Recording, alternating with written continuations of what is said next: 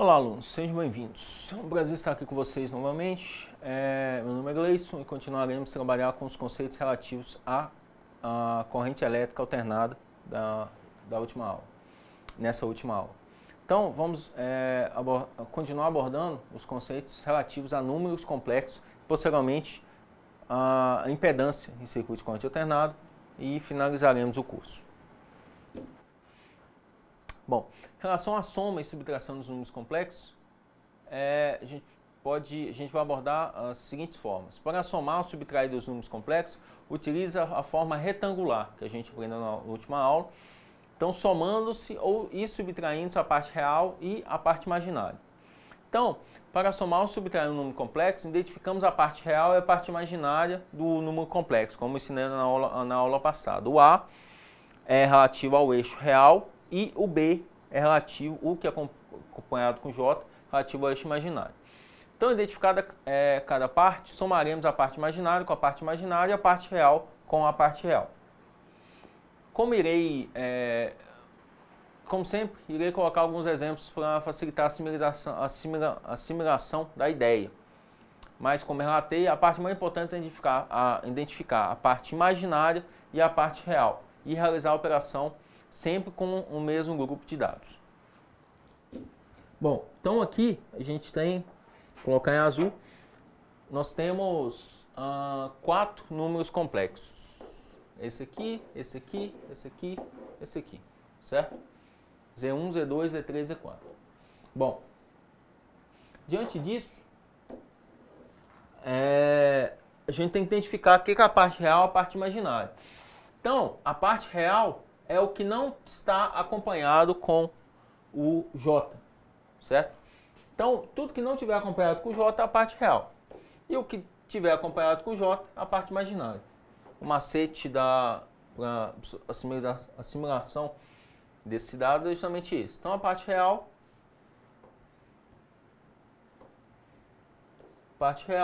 em azul, certo?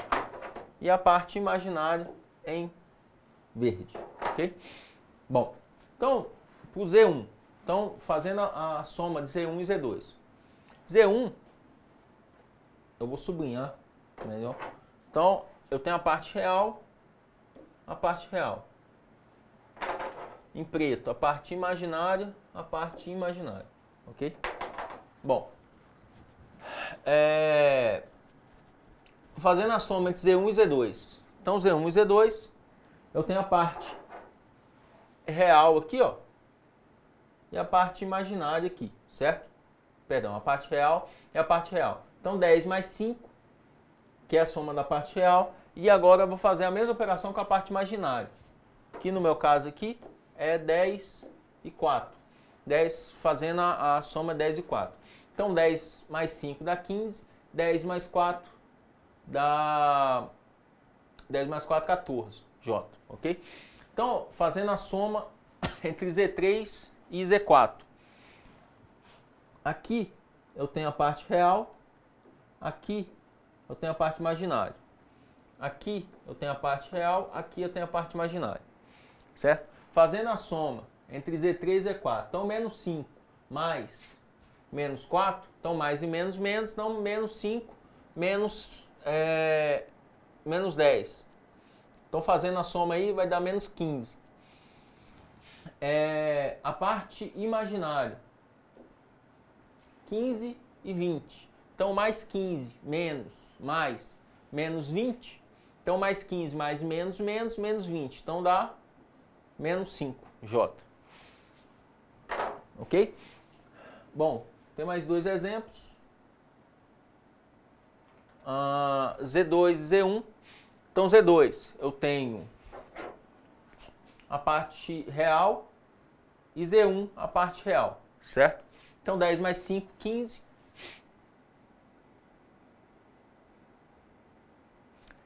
Fazendo em relação à soma, 10 mais 5 e 10 e 4. Então, vou ter menos 5 e menos 6.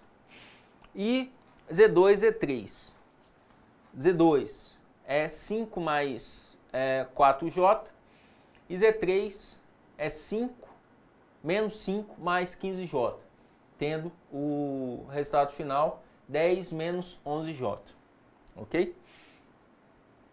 Bom, nesse Z2 aqui, ele está, em relação à soma, porque esse Z2 e Z2 e Z1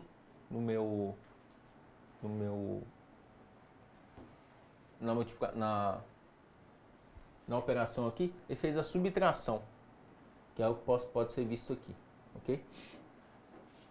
Bom, então, o macete é justamente identificar o que é imaginário e o que é real. Imaginário soma com imaginário, real soma com real no meu sistema, ok? Bom, agora vamos para a multiplicação e divisão de números complexos. Para multiplicar ou dividir um número complexo, utiliza-se a forma polar da seguinte maneira. Multiplicação, multiplica-se os módulos e soma-se os ângulos. Divisão, divide-se os módulos e subtrai-se os ângulos. Então, agora na multiplicação e divisão, teremos que ter mais atenção. Inicialmente, utilizaremos a forma polar dos números complexos. Na multiplicação, iremos multiplicar os módulos e somar os ângulos. Na divisão, o procedimento é um pouco diferente. Então, iremos dividir os módulos e subtrair os ângulos. Então, na multiplicação, iremos somar os ângulos, na divisão, iremos subtrair os ângulos. No próximo slide, eu vou mostrar alguns exemplos para melhor entendimento. Bom, então, eu tenho o Z1, Z2 e Z3, ok?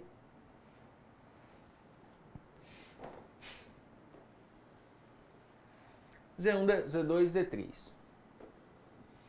Então, fazendo a transformação do retangular para o polar, na operação que a gente viu na aula passada, no retangular é 4 mais 4J e no polar é 4 raiz de 2 com ângulo de 45, com a fase de 45. O Z2 vai dar 10 com a fase 60 e o Z3 vai dar 4 com a fase de menos 90. Vamos fazer a multiplicação de Z1 e Z2, ok? Z1 e Z2. Então, aqui eu tenho Z1, colocando em vermelho, vezes Z2.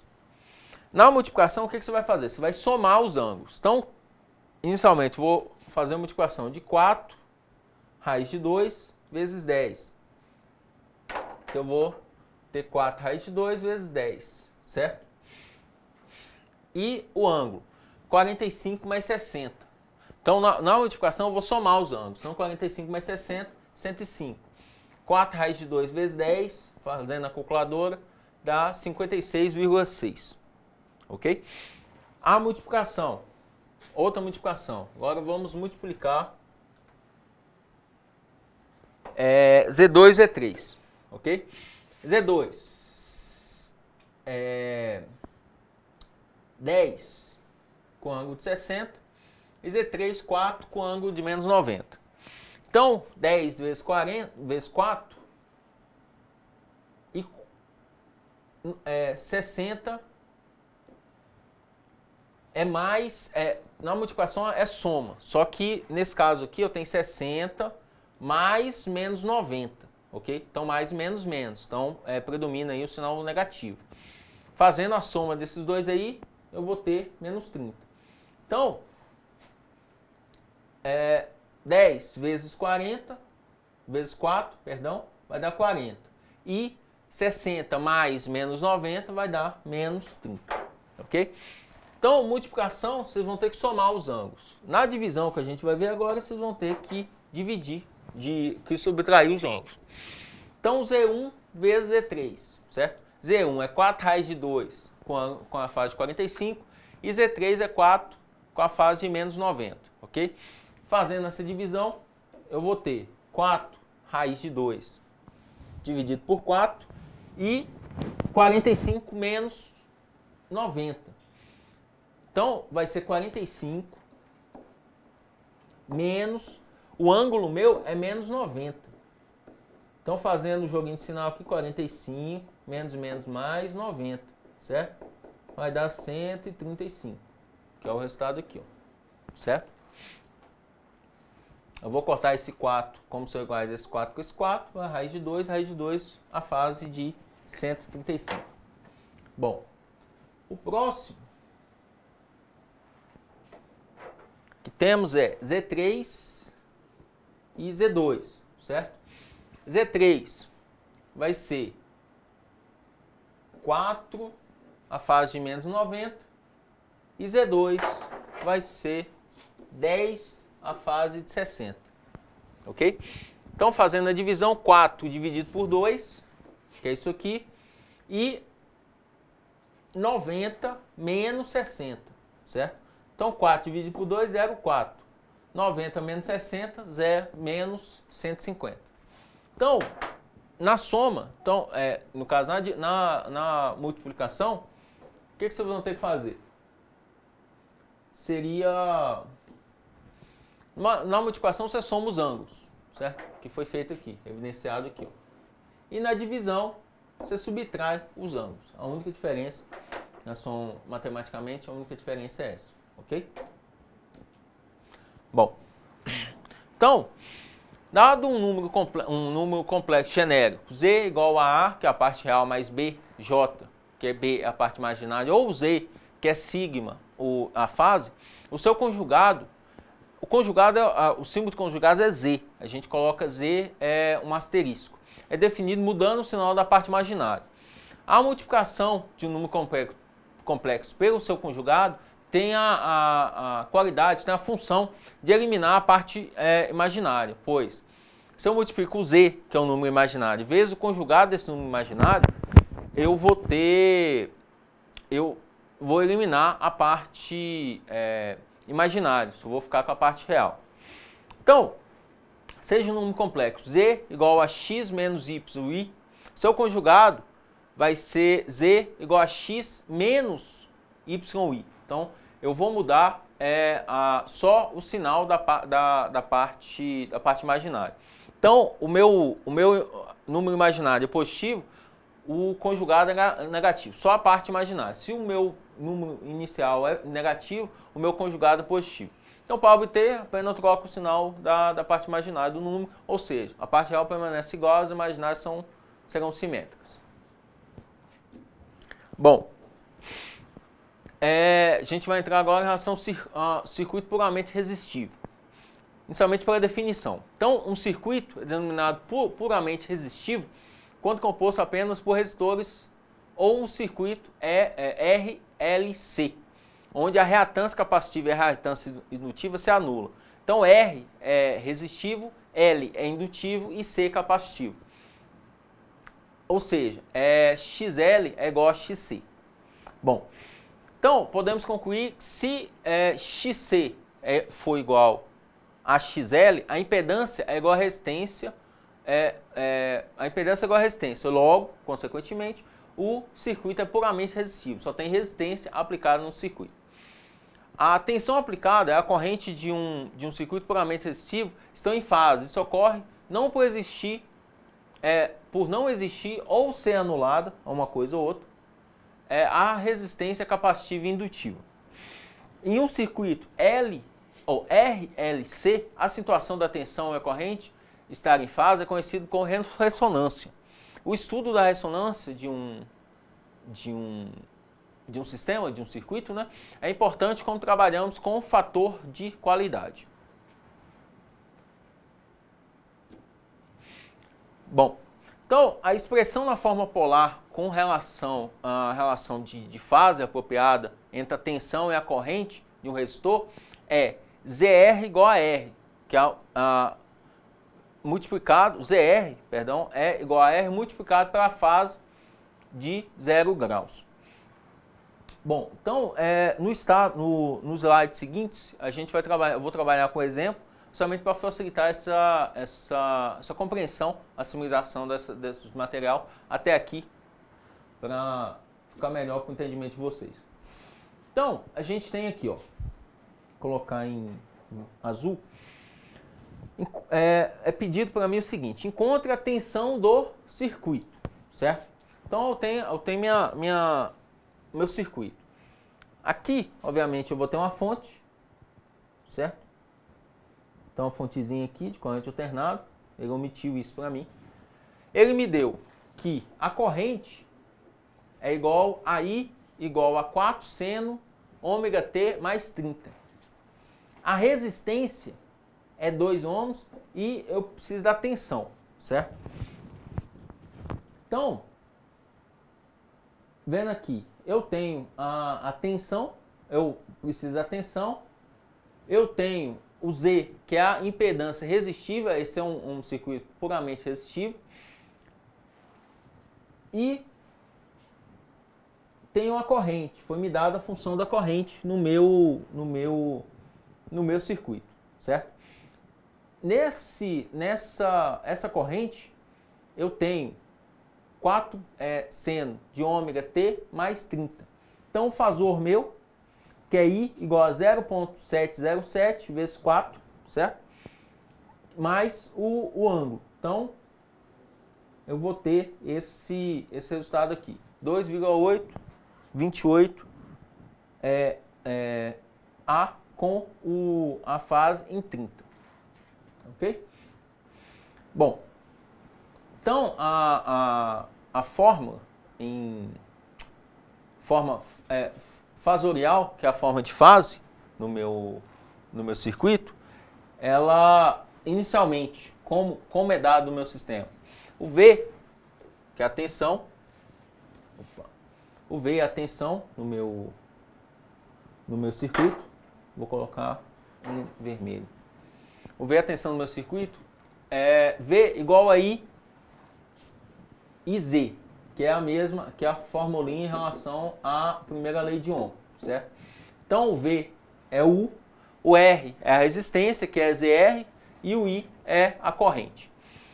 Então, fazendo em fórmula fasorial, representado em forma de fase, eu vou ter o I de ms com essa fase menos o R com o ângulo zero, que é correspondente ao circuito puramente resistivo. Então, o I vai ser 2,828 com essa fase de 30 vezes a resistência, que é 2 ohms, com a fase de zero. Então, fazendo esse cálculo aí, eu vou ter 5,656 com a fase de 30 ou um ângulo, a fase de 30 graus ou um ângulo de 30 graus. Mas atenção, vai pedir no exemplo, pode ser dado no domínio do tempo também.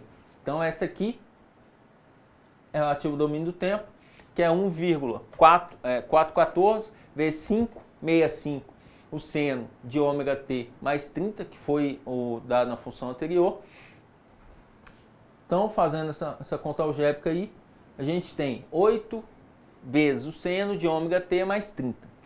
Então, aqui a gente tem uma tabelinha em resumo relativa a isso. Então, a corrente é I igual a 4 seno ômega T mais 30, e a frequência, no domínio do tempo, e no domínio da frequência, é 2,828 a fase 30. A tensão é 8 vezes seno de ômega T mais 30, e a frequência é 5,656 com a fase 30. E a impedância no tempo é 2 ohms, que foi dado, e na frequência é 2 com a fase 0, que é um circuito puramente resistivo.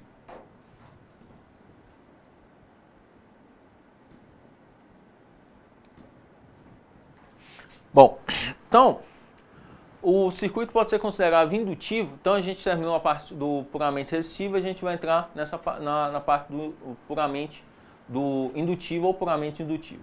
Então, o circuito pode ser considerado indutivo quando a tensão está atrasada em relação à corrente.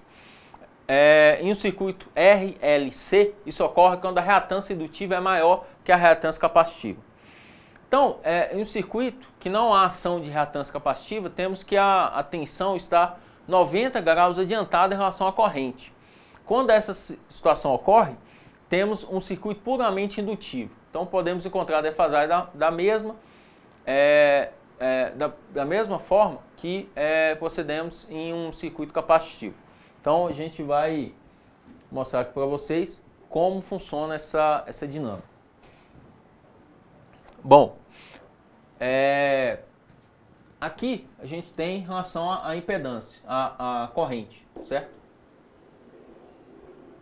Fórmula geral é tensão com a fase e XL, que é a indutância, nesse caso, a impedância em circuitos puramente indutivos, com o ângulo de fase, certo? Então, fazendo a divisão, né? Então eu vou ter a tensão ms dividido pela impedância em um circuito indutivo, com a fase que é 0 menos o ângulo de atraso, no caso do elemento do circuito puramente indutivo, o atraso é de 90 graus. Então, eu tenho um circuito, a tensão do circuito, que é V igual a Vp vezes seno ômega t, e tenho a impedância, que é XL igual a ômega L, ok? No próximo slide, a gente vai ter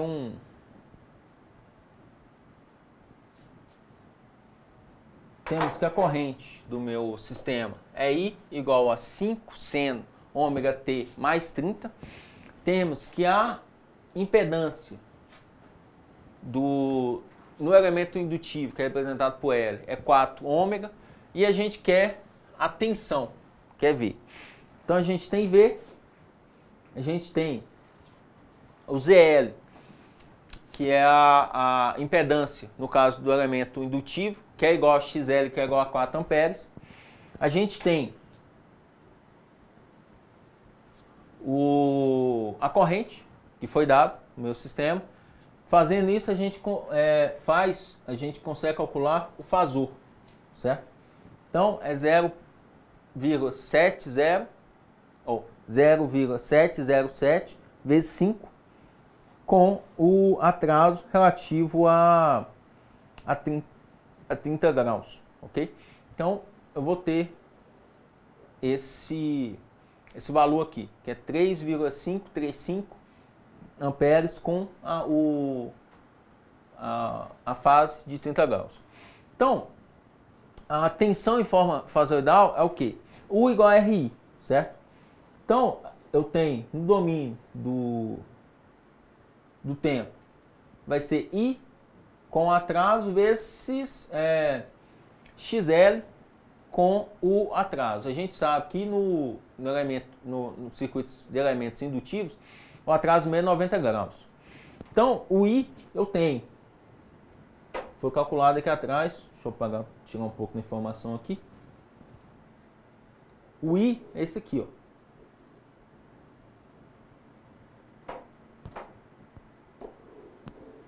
Certo? Então, U igual a RI. Eu preciso de U, eu tenho R, certo? E tenho I. O I é esse aqui.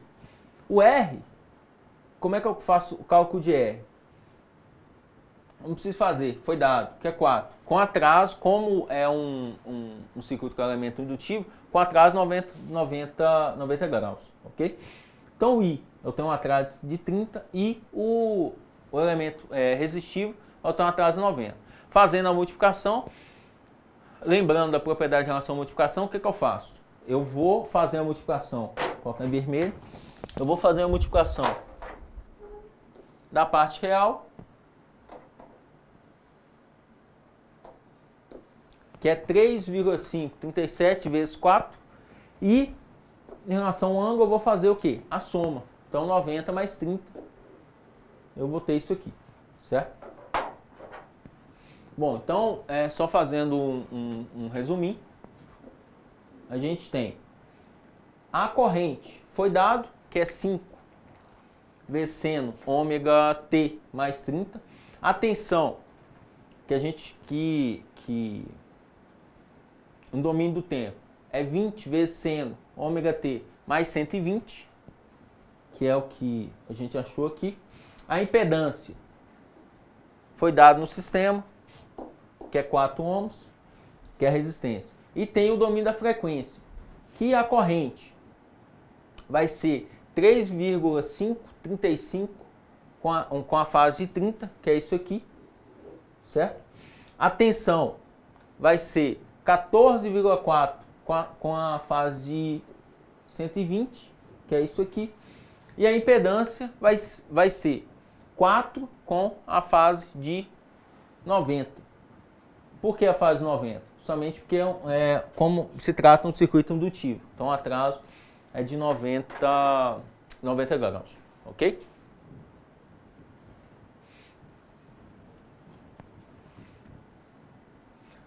Bom, agora a gente vai entrar no circuito capacitivo, ok?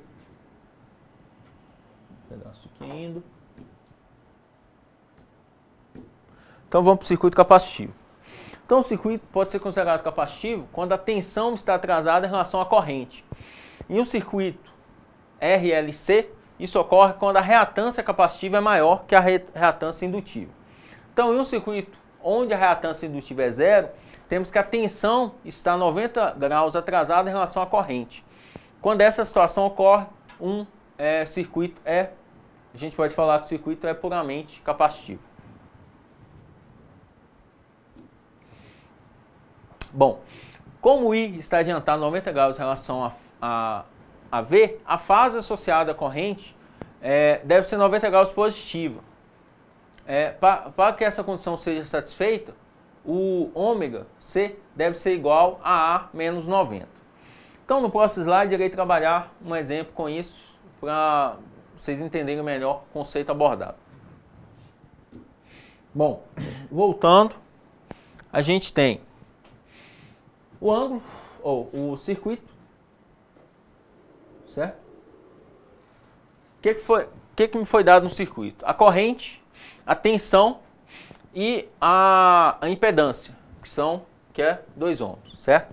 Então eu tenho a corrente, eu quero a corrente, eu tenho a tensão, então eu quero a corrente, eu tenho a tensão,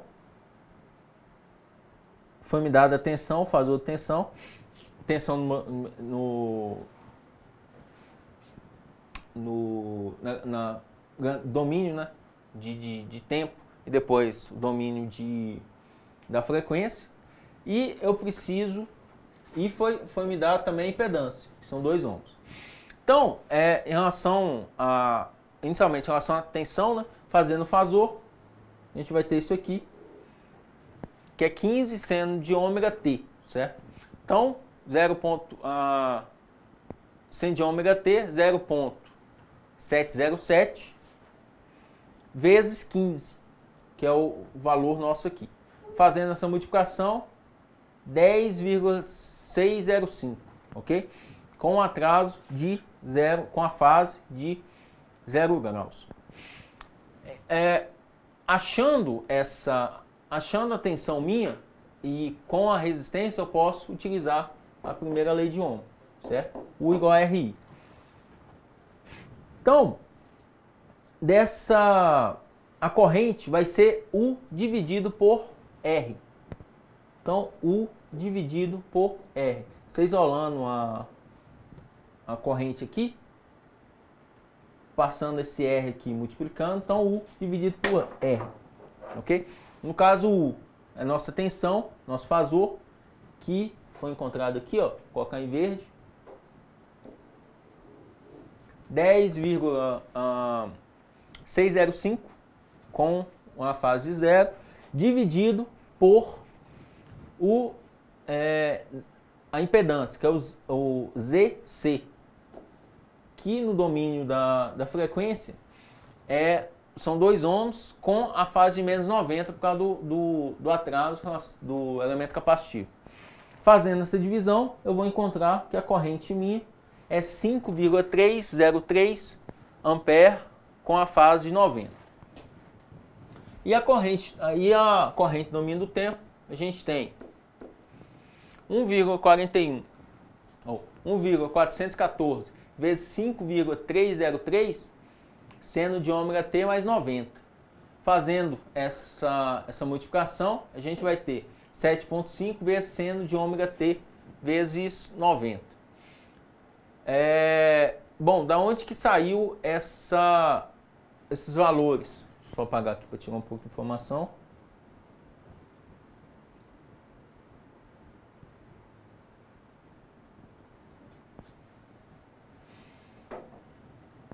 Um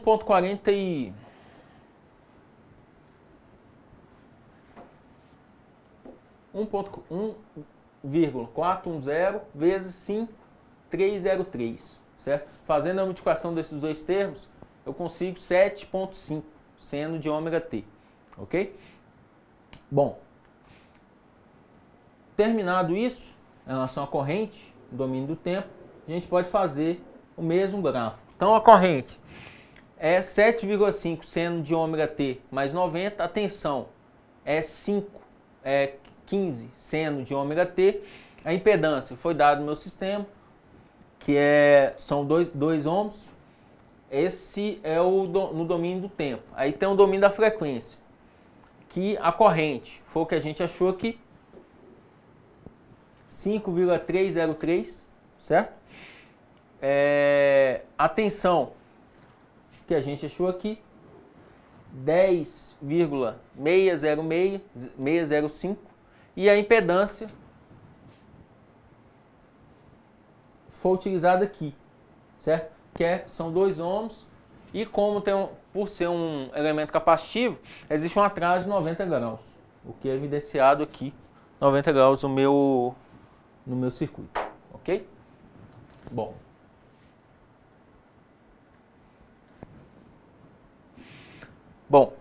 Agora a gente vai quando um circuito é composto apenas por resistores, que a gente chama de circuito puramente resistivo. Então, quando um circuito composto por resistores, composto apenas por resistores, é conectado a uma fonte de corrente contínua alternada, a oposição total que esse tipo de circuito apresenta à passagem de corrente, denominada resistência total. Entretanto, em circuito de corrente alternada, que apresenta resistências associadas e reatâncias associadas, a expressão resistência total não é aplicada. Nesse tipo de circuito, a oposição total à passagem de corrente é denominada de impedância, certo? Então, impedância é a oposição em relação à passagem da corrente. Não pode ser calculada da mesma forma que a gente fez, né, em relação à resistência total no circuito composto por basicamente ou somente por resistores. Então, em um circuito resistivo, a essência do circuito é somente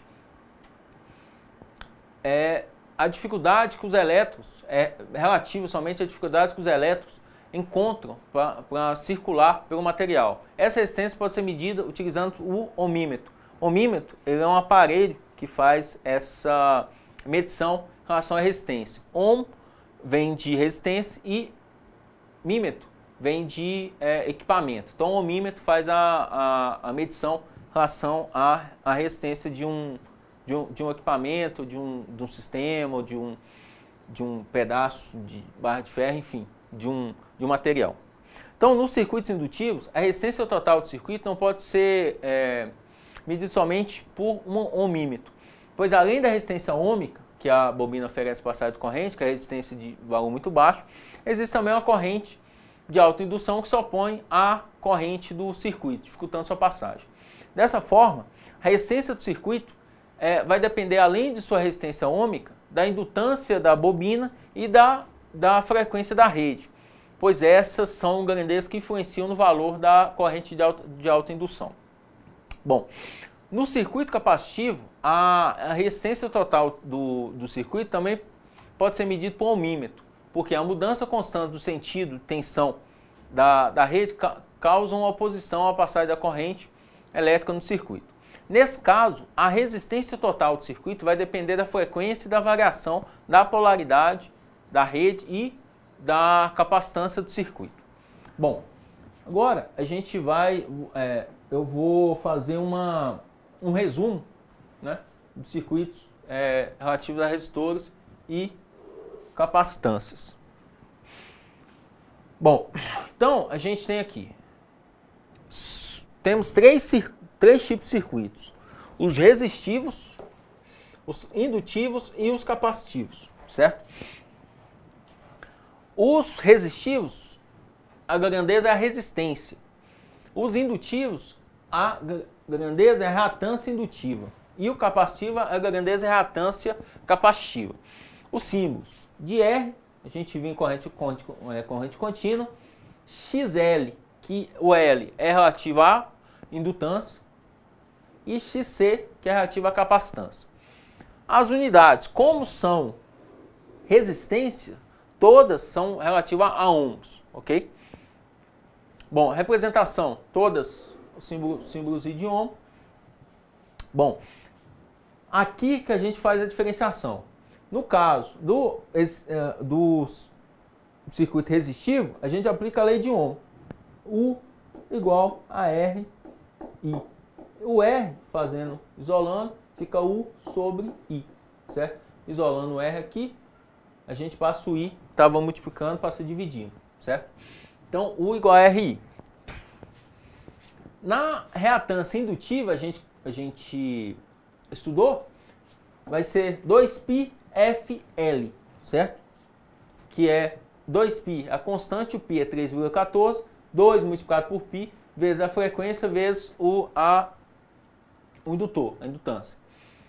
E no sistema capacitivo, a gente vai ter essa fórmula aqui, ó, que é U sobre 2πfC, onde 2π é 2 multiplica π, que é a constante, o F é a frequência e o C é a capacitância. Então, no final de tudo, a conclusão é relativa à causa da oposição. Qual a causa da oposição? Na resistência, a gente tem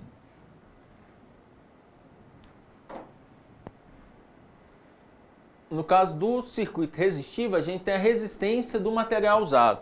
No indutivo, a gente tem a corrente de autoindução e quadrática. E no capacitivo, a gente tem a variação da constante de polaridade da tensão da rede, certo? Então esse é um resumo de da maior parte do conteúdo até aqui. Então, como foi explicado passo a passo, certo?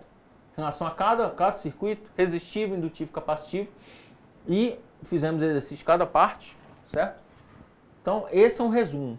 Então, nesse resumo, caso vocês tenham dúvida, algum questionamento, coloque no fórum que eu irei sanar. Mas o objetivo da disciplina é justamente vocês entenderem cada parte desse quadro resumo, certo? Que é justamente a matéria até aqui. Bom. Então, para o cálculo da impedância de um circuito, não se pode simplesmente somar valores de resistência com reatâncias, pois esses valores podem não estão em fase.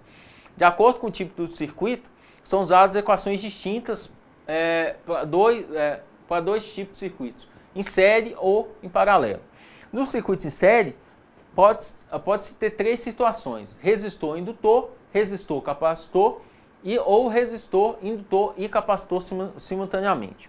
Bom, então inicialmente iremos estudar os arranjos em série e procedimento para calcular a impedância de cada um dos tipos de sistemas, de circuitos. Bom, aqui a gente tem, no primeiro circuito, temos um resistor e um indutor em série. Para o cálculo da impedância do circuito, é necessário elevar cada elemento ao quadrado e extrair a raiz quadrada do produto, como está mostrado na figura aí.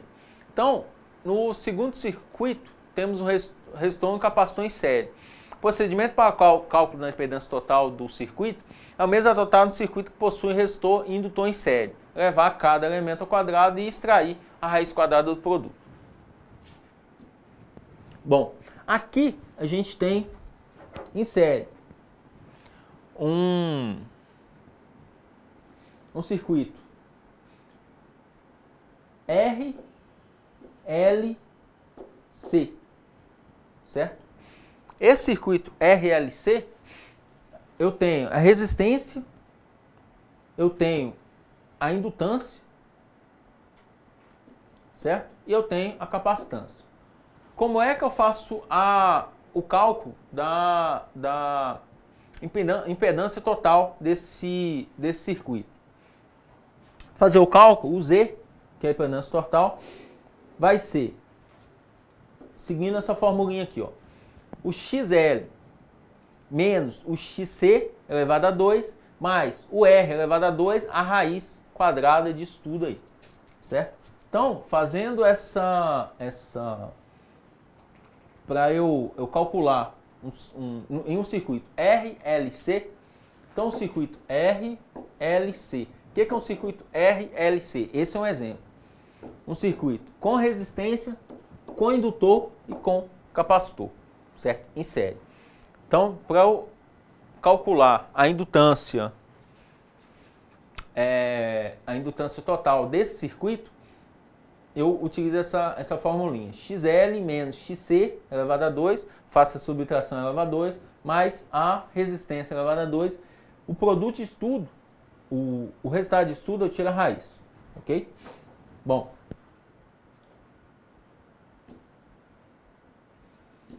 Agora, a gente vai entrar então, a gente encerrou a série.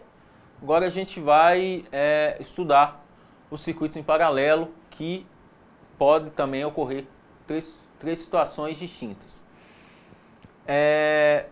Tem o resistor, a gente tem a combinação, ter a combinação do resistor e indutor, resistor capacitor ou resistor indutor e capacitor, que é o RLC, simultaneamente. No slide seguinte serão apresentadas as 3 situações. Então, a característica fundamental dos circuitos paralelos consiste no fato que a tensão aplicada a todos os componentes é a mesma, como a gente estudou em circuitos corrente contínua, corrente alternada, e a gente fez exercício, enfim, em relação a essa tensão. Então, está em paralelo, toda a partes do circuito tem a mesma tensão. Por essa razão, a tensão é tomada como referência para a análise gráfica dos circuitos paralelos. Bom, aqui a gente tem um circuito RL, que é resistivo e indutivo, certo? No circuito resistivo e indutivo, para fazer o cálculo da impedância total, eu uso essa formulinha. XL vezes R dividido pela raiz quadrada de XL ao quadrado mais R ao quadrado, certo? Outro circuito, outra possível configuração, tem o circuito RC. Como é que é o circuito RC? Que eu faço o cálculo da impedância total. Pego XC vezes R dividido pela raiz de XC elevado a 2 mais a resistência elevada a 2, certo? Que é essa formulinha aqui. Ok? Bom. E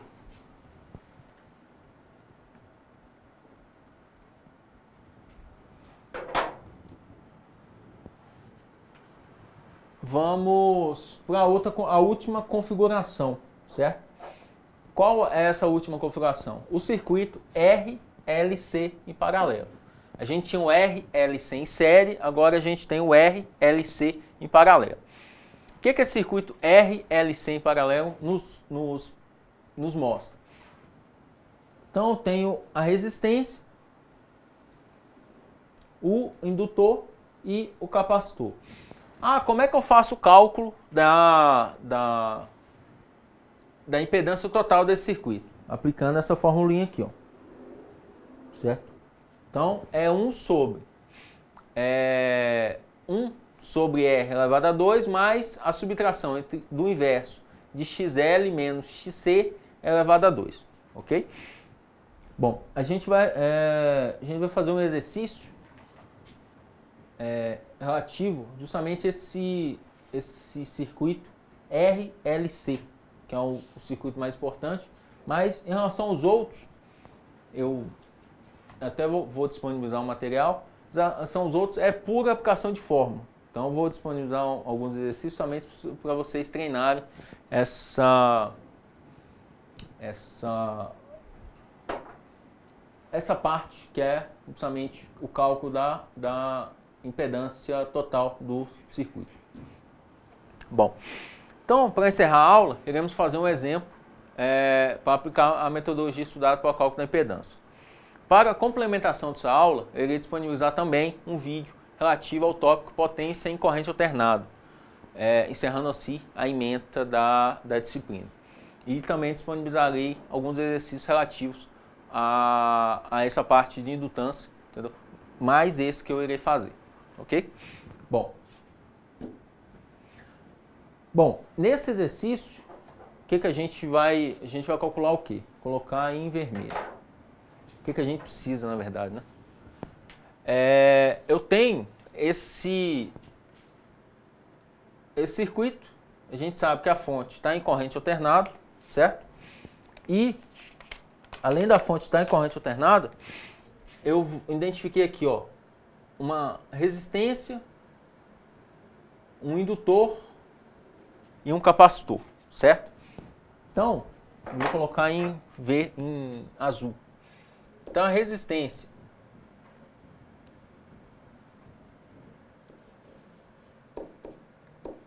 2 ohms, ok? Eu tenho o XL. O que é o XL? Indutância. E o XC,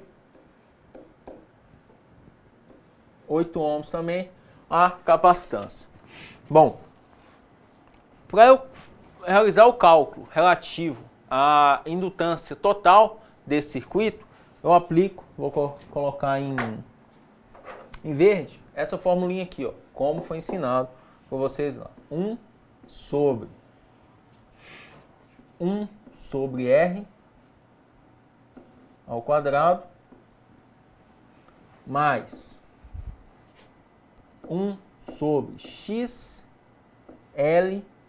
menos 1 sobre XC. Tudo isso aqui ao quadrado, ok? Bom, tá meio feio, mas dá para entender. Então, o que a gente tem? O U, agora saiu. Então, o U, a impedância total, é 1 sobre U sobre R, certo? Que é a resistência nossa, mais o U é 1 sobre a impedância indutiva, menos 1 sobre a impedância capacitiva, tudo isso elevado a 2. Bom, fazendo a substituição, vou colocar em vermelho agora. Mesma formulinha com a substituição. Então, Z é igual a 1 sobre R. O que é R para mim?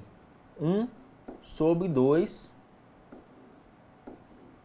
elevado a 2, certo? Mais, vou colocar em outra cor, em verde, azul. Então, Z é igual a 1 sobre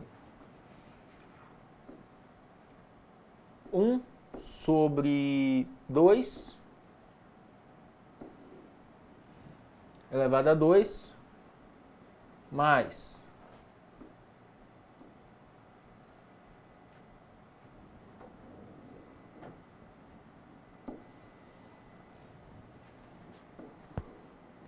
1 sobre o XL. O que é o XL? 8 menos 1 sobre o XC. O que é o XC? 8 também. Tudo isso aqui é elevado a 2, certo? Bom, tá muito feio, mas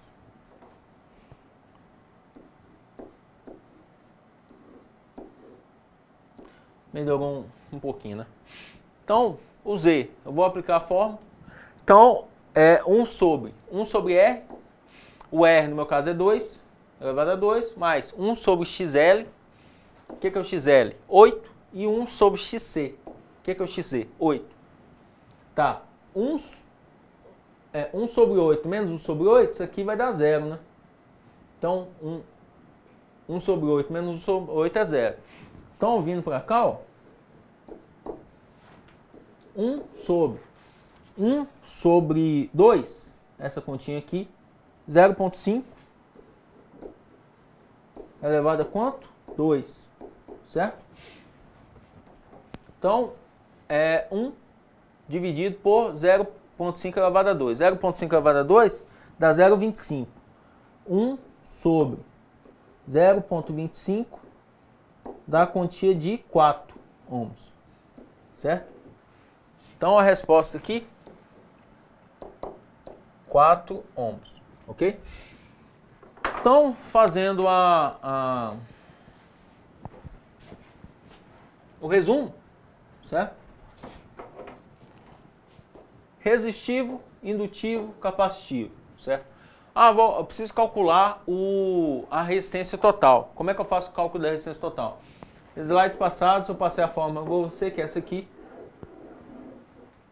Quer dizer, igual a 1 sobre a resistência, 1 sobre a resistência elevado a 2 mais 1 sobre a impedância indutiva menos 1 sobre a impedância capacitiva elevado a 2. Fazendo a substituição, isso aqui é igual a 2, isso aqui é igual a 8, esse aqui é igual a 8. 1 sobre 8 menos 1 sobre 8, isso aqui vai dar 0. Então não precisa levar nada a 2. 0 elevado a 2 é 0. Então 1 sobre 2, que é no caso a resistência aqui, ó, 1 sobre 2 é 0,5. 0,5 elevado a 2, 0,25. 1 dividido por 0,25 dá 4 ohms. Então, o resultado final é relativo a 4 ohms no meu circuito, ok? Bom, então, com esse exercício, encerramos a aula de hoje, entendeu? E também a ementa da disciplina. Espero que tenham gostado. Como disse anteriormente, qualquer dúvida, posta no fórum de dúvidas. A apostila do curso já está disponível, certo? E peço que leia com atenção e, em relação a qualquer dúvida, caso surja qualquer dúvida, estarei por aqui. Vou disponibilizar o vídeo em relação à complementação dessa aula e alguns exercícios para vocês treinarem. Então, até a próxima. Forte abraço. Obrigado.